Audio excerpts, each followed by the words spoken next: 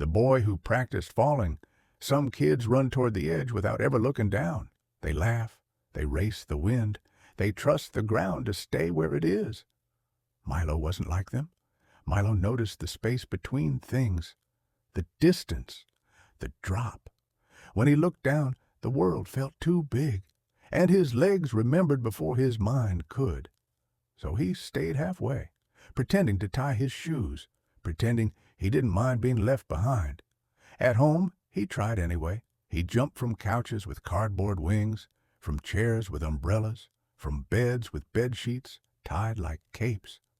Every attempt ended the same way, a thud, a tangle, a quiet moment where the floor reminded him who was in charge. People thought Milo wanted to fly, but that wasn't true. Milo didn't dream about flying. He worried about falling. At night, when the world finally slowed down, he sat with his thoughts and his sketches.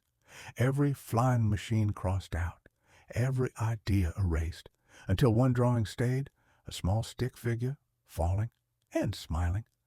That was the moment Milo stopped asking, "What if I fall?" and started asking, "What if I don't break?" The next day, a paper airplane slipped from his hands.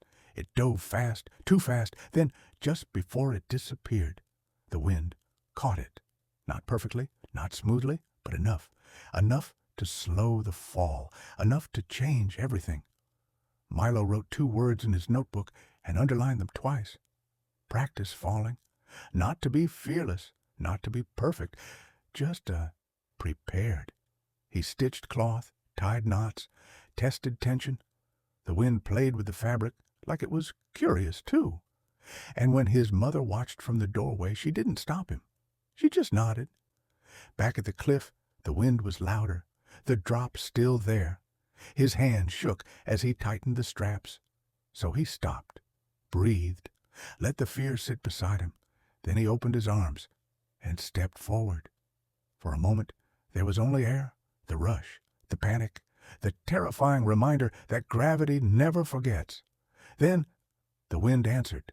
The suit snapped open, pulled hard, tilted wrong. Milo spun, laughed, screamed, not because he was flying, but because he was still falling and surviving it. He hit the sand rough, rolled, stopped. The world went quiet. Then Milo laughed, the kind of laugh that comes when fear finally lets go. Later, Milo climbed the cliff again, slowly, steadily. And when he sat at the edge, legs dangling over the same drop that once terrified him, he didn't look away.